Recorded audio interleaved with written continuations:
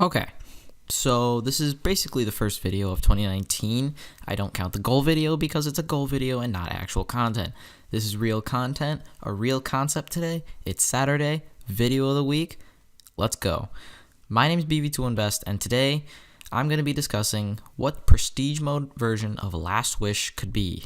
Yes, as Bungie did say, Last Wish and pretty much all the annual pass stuff will have no prestige modes. I was like, excuse me? Last Wish didn't get one, Eater of Worlds didn't get one, Spire of Stars didn't get one. We already did the year one ones. Scourge will come later, and Last Wish, this is a great raid. And what could prestige mode be? Just wait and see. So, without further ado, let's begin.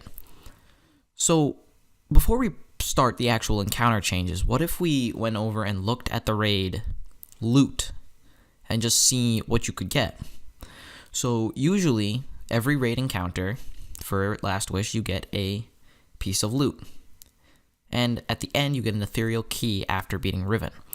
So in Prestige mode, you will get double loot from all encounters. So if you beat Kali on Prestige mode, you could get two weapons, 2 pieces of armor, 2 anything.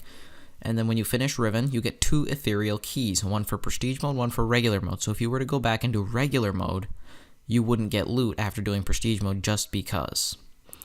Next, new loot. Something Destiny hasn't had in Prestige modes for a while is new loot. Like, Prestige Spire of Stars and Prestige Eater of Worlds armor is lackluster at best, and Prestige Leviathan's nice, but we really need to step it up, if you ask me. So, what we should have here is a change of color scheme, a switch, per se. So, for armor, instead of the blue with the gold, we should do white with that cosmic effect that the weapons have. I like that. I think it would look beautiful on armor, I'm not going to lie. Absolutely fantastic on helmets. Next, weapons. Instead of the white with the cosmic effect, do the blue and gold like the armor. So you got these blue and gold weapons, and there's white and cosmic effect armor. This differentiates Prestige mode and regular mode. And speaking of weapons, we're not just going to talk color scheme. We're going to talk about what weapons are exclusive to the Prestige mode. We'll have a heavy grenade launcher, a shotgun, a sidearm, a submachine gun, a machine gun, a special grenade launcher, one of the what was that? That was not English. A one-shot one, like, the Halo Reach Rock grenade launcher. The Malicious Birthright type of thing. A sword, and most notably a trace rifle, unexotic. I don't think trace rifles should be exotic. I think they should be in the legendaries. So, yeah. Next, a new shader, a prestige mode shader, per se. Let's call this one Dreaming Galaxy. It makes your weapons look like the regular mode weapons, which is white with that animated galaxy effect. This would look, again, absolutely amazing on lots of weapons. So, yeah. That's all I got for loot. No new exotic. Nothing. No new quests. Let's start getting down to the encounters. First, we're going to start with Kali, the first encounter you'll find in the raid. Also, let me preface this, the wish wall will not be changed. For Kali, when you finish your first plate, a knight is not going to spawn. An Eye of Riven will spawn. A captain. He'll be like Dark Ball. But when you kill the Eye of Riven, it won't drop an eye like the relic. This is just for canonical sake, and I think the Eye of Riven is just an easy change that instead of a regular foe, you have a shielded foe. Nothing special. Now, when Kali comes to conceive her ontological weapon, I know, that's what it's called. It's not octagonal. There's going to be ogres in the middle for every plate that was completed, no matter what. So there's going to be 6 ogres sitting in there if you do it right, no matter what. And if you don't do it correctly, there's going to be like 12 ogres. Like, oh my god, it's going to be absolutely ridiculous. Obviously, a Thunder Crash or something of the sorts will absolutely annihilate the ogres, so this shouldn't actually be too bad. Next, it takes longer for Kali to do the wipe attack when you're doing damage, but she does have more health, so trade-off. Next, when the rooms open, there's going to be 6 rooms opening all as usual, but only 2 rooms will open on the side that Kali's on.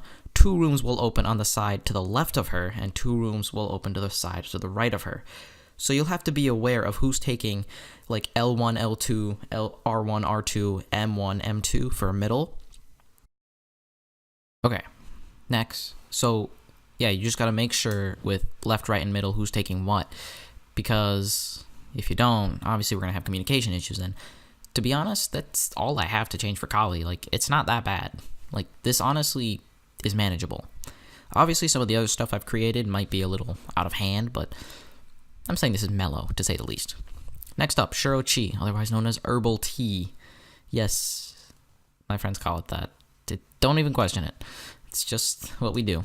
So first of all, the boss has more health, and we're still working off a 6-phase damage phase. That's just how the boss works, and we're not going to change that.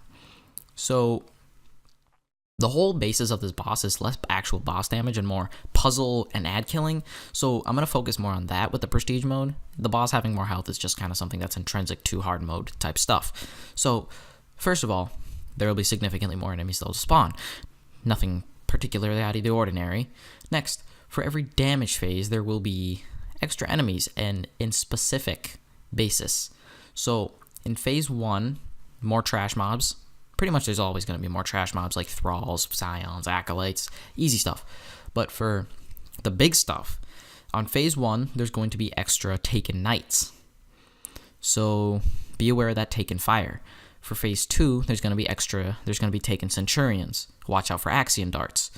For phase 3, you'll have taken captains. And these aren't Eye of Rivens, these are regular large taken captains. So you'll have to watch out for that. And they're dark balls. Taken wizards will be on phase 4. So you'll have to make sure those shadow thralls don't come after you. Phase 5 will be taken ogres. Don't get booped off the map, please, dear God. Phase 6 will be taken minotaurs. They're invisible, they're hard to see. I think this will by far be the hardest one. And by phase, I mean every time you kill ads to do damage. Like before that. So, easy stuff. Like, the time when you're killing ads before doing damage. It's that. So, during the puzzle phases, instead of 4 little, like, pictures blanked out on the mural, it'll be 6 blanks. So, everyone needs to participate. And yes, this may make things more chaotic. This may make things harder. But this particular is manageable because everyone can just turn around, kill ads, tether, Ward of Dawn if you really need to, honestly. So, also, Mites of Riven will spawn. Those are the taken knights from Vault, where they're going to run out a plate and nullify it, and if it plants its sword in a plate long enough, you wipe. So you have to be aware of these Mites of Riven. So, yeah, that's not... Honestly, that's all the changes I have for Shuro Chi, and I think the puzzle phase will become far more difficult, and so will the ad phases, but this actually doesn't seem too much of a change to me. Like, obviously things are going to get more hectic with the puzzle phase specifically, making sure you don't have Mites of Riven on the plates, making sure everyone's on a plate, but everyone's just got to be more vigilant and keep more aware to their eyeballs, so they just can kill more ads and make sure. So everyone just needs to be on top of their game, quite literally. Next up, Morgeth, Swolgaroth, my man, out here going absolutely insane. So, obviously, what better way to make Prestige mode more Swolgaroth than just having more health? Of course, it's just obvious. It's in the name, Swole. Morgeth also needs to... Oh my god, he gets to 100% faster. Not a lot faster, but faster. So, yeah. Next up, you need to pick up 15 taken strengths off the field to start damage. The damage taken strength to show up. And you can pick up 3 taken strengths at maximum now, which is cool. Now, after you're at 3 taken strengths, you can be tornadoed. And tornadoed, nothing changes about that. Also, Mites of Riven will spawn to take the taken strengths, and they'll be instantly absorbed into Morgeth. So, yeah, you'll have to deal with Mites of Riven again. And, wow, that's hard. Like, having to deal with that, but I'm also not sure about the math for picking up the taken strength, so if someone in the comments could correct me if I'm incorrect on that, but I think I have this relatively correct. So, yeah. Pick up 3 taken strengths at maximum, 15 taken strengths total. Easy. Also, before damage phase, Morgeth is going to fire Axion darts during that time. So you're sitting there destroying Taken Strengths, trying to beat out Mites of Riven so they don't take the Taken Strengths, and you're just absolutely going insane. And yeah, he'll fire Axion Darts while doing it, and it'll be you might have to have a guy just with a pulse rifle shooting him down. And I think this will very much change the flow, not change the flow of the battle, but it'll again increase the hecticness and possibly maybe the speed of the battle. Like, the speed of the battle is certainly ought to increase because things are having to come out faster. Morgoth gets to 100% faster. You have to pick up more, watch for Taken Strengths, watch for Mites of Riven, and yeah. So this one's going to get pretty hard if this is what happens. Obviously, it's not going to because Bungie said so, but this would be a cool way to do it. Again, if someone could check my math for the strengths. Next up, Vault. The one encounter that took far too long to complete, not to mention I've never done it because my team doesn't want to. And I don't blame them. It's kind of complicated. So yeah, I don't have gameplay for that. Sorry about that. So the Vault time, but I have studied Vault, so I'm not completely oblivious on how it works. So here's how the Prestige one's going to work. The Vault timer is shorter. Not too shorter. Like, a little shorter. I'm not saying, like, a whole minute shaved off. Maybe, like, 15 to 30 seconds. Next up, more Mites of Riven will spawn. This doesn't seem like too much of a hassle considering the Mites of Riven are already not that hard to do anyway. And last up, for every relic that is dunked into the vault, every key that is unlocked for the keyholes, and there's 3 of them, every time you do that, a Strength of Riven will spawn. Now, you're probably asking me, Strength of Rivens don't technically exist. You're right. That's why I created them. Strength of Rivens are powerful Taken Ogres that will spawn. And that's it. Yep, it's just a powerful ogre with a cool name. And yeah, I'm not very adept on Vault, so I didn't change it that much, and I've already seen how difficult it can be, so I just didn't bother to change it that much either. And I think that's just blatantly fitting for the encounter. It's not too bad. Next up, but not last. Wow, that wasn't English either. I just can't talk today. But not last, Riven of 1,000 Voices. Riven obviously will have more health, and for all the phases in the basements, 3 eyes will need to be shot instead of 2. So you have to do like L1, R2, R5. Something like that instead of L1, R2. It's L1, R2, R5 per se. It's got to be 3 eyeballs.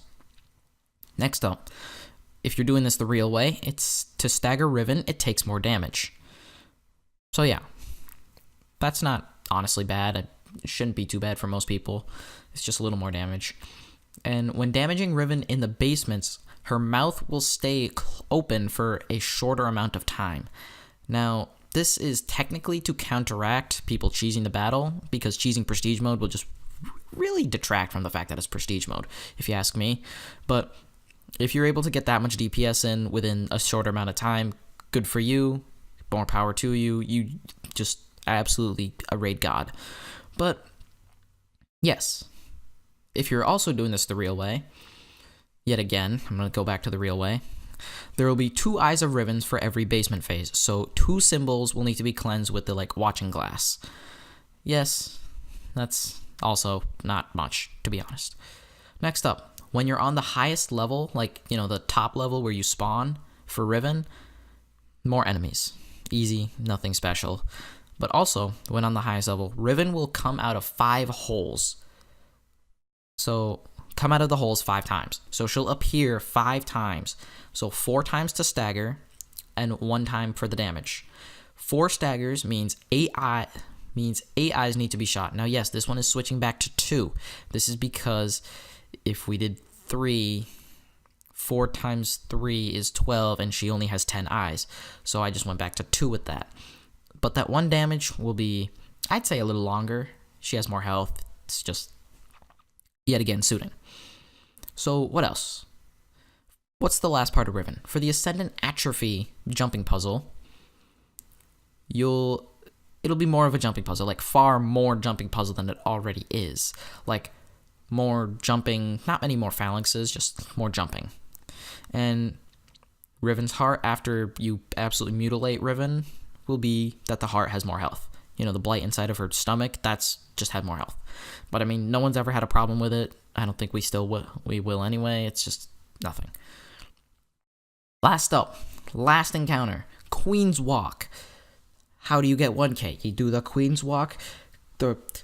The freaking Techians are like, yo, you did it. And then everyone DPSs the thing, opens a chest, you get 1k. You're screaming like a 4-year-old Vault of Glass Gallarhorn kid. Oh my god, you are absolutely going insane. It's that type of thing. So yes, in Queen's Walk will obviously become more difficult. It's still an encounter. It still works like that. So the amount of taken strengths in the heart, inside the heart, will be doubled. So let's just say the first person gets teleported in. Instead of them having to pick up 1 taken strength, they have to pick up 2. So every time you need to pick up double. So let's just say you're in the last person and there are 5 people in the heart and the 6th person's working on his first run, first 30 seconds before he has to get the extra time. There's 10 of them. That means 5 people. Everybody needs to pick up 2, which seems difficult, but general coordination for this shouldn't be too hard, especially for seasoned raid teams, and I mean, that's what Prestige Mode was built for anyway, so yeah, this one shouldn't be too bad. And last but not least, there will be more enemies in the heart and outside of the heart. I don't know what you were expecting, it's just how Prestige Mode works. More enemies because Prestige Mode. Well, that's it. That's the whole Prestige Last Wish. That's how I would do it. I don't know how other people would do it, but nobody makes videos about concepts in Destiny. But I'm here, so we're all good. But yeah, if you enjoyed this video, please leave a like, a comment, subscribe, and if you didn't like it, leave a dislike. I encourage it, to be perfectly honest, and leave a comment telling me how I can improve it for later videos.